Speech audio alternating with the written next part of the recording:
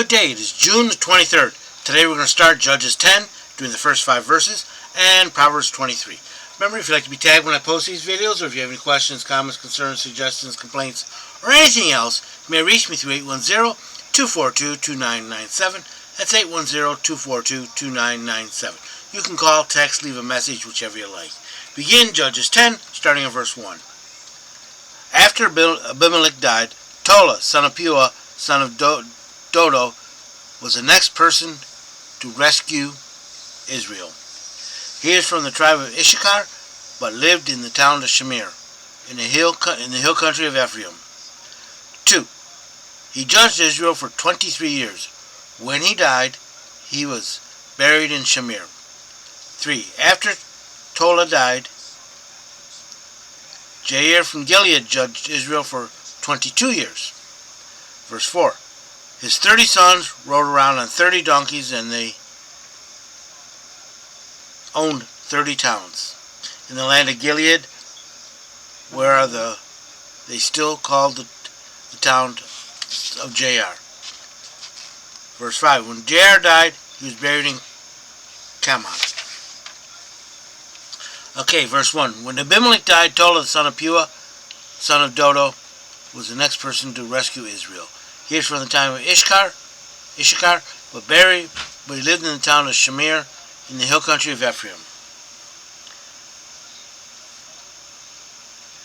Tola said it means crimson womb. Puah, a plant from red dye, from which they got red dye. Tola, Jair, Ibzan, Elon, and Abdon were minor judges. There's no records of their deeds. By minor, that doesn't mean they weren't less important, it's just that nothing was recorded of them. He judged Israel for 23 years. When he died, he was buried in Shamir.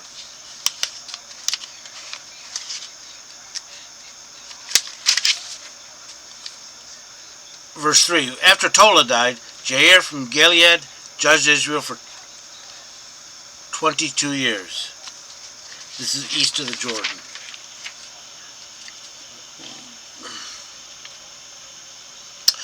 Verse 4. His 30 sons rode around on 30 donkeys, and they owned 30 towns in the land of Gilead, which is still called the towns of Jair. They had power and wealth, and they used it for the word for God. When Jair died, he was buried in Kamon. Proverbs 23. When thou sittest with a ruler, consider well him that is before thee. 2. And put a knife to thy throat, if thou givest a man of appetite. In other words, if you're sitting before a boss or someone who has power over you, think about what kind of person he is, and if you like to overindulge in anything, don't. Be not envious of his dainties, seeing they are deceitful food. Weary not thyself to be rich. Cease from thine own wisdom. 5. Wilt thou set thy eyes upon it? It is gone. For riches certainly make themselves wings, like an eagle that flieth toward heaven. Don't worry about money. God will take care of you. 6. Eat not the bread of him that has an evil eye, neither desire thou his daintiest. 7. For as thou was reckoned with himself, so is he. Eat and drink, he saith he to thee, but his heart is not with thee. The morsel which thou eatest shalt thou vomit up, and lose thy sweet words. Never just say, hey, help yourself, do what you want. But inside, he's thinking, okay, they took 3 of that, 2 of that, now he owes me. 9. Speak not in the ears of a fool, for you despise the wisdom of thy words. 10. Remove not the ancient landmark, and not enter in the fields of the fatherless. For their Redeemer is strong, and he will plead their cause with thee. Don't take advantage of the weak or the helpless. Yahweh will take their side. Now, when they remove the ancient landmark, basically he's stealing property because he's moving the property lines. 12. Apply thy heart unto instruction, and thy ears to the words of knowledge. In other words, study and practice. 13. Withhold not correction from the child, for thou beat him with a rod, he will not die. Thou beatest with the rod, and will deliver his soul from the netherworld. Sometimes teaching and discipline can be painful. 15. My son, if thy heart be wise, if thy heart be wise, my heart will be glad, even mine. Yea, my reins will rejoice when thy lips speak the right things. 17. Let not thy heart envy sinners, but be in the fear of Yahweh all the day. 18. For surely there is a future, and thy hope shall not be cut off. 19. Hear thou, my son, and be wise, and guide thy heart in the way. 20. Be not among winebibbers, among the gluttonous eaters of flesh. In other words, don't overeat and don't overdrink.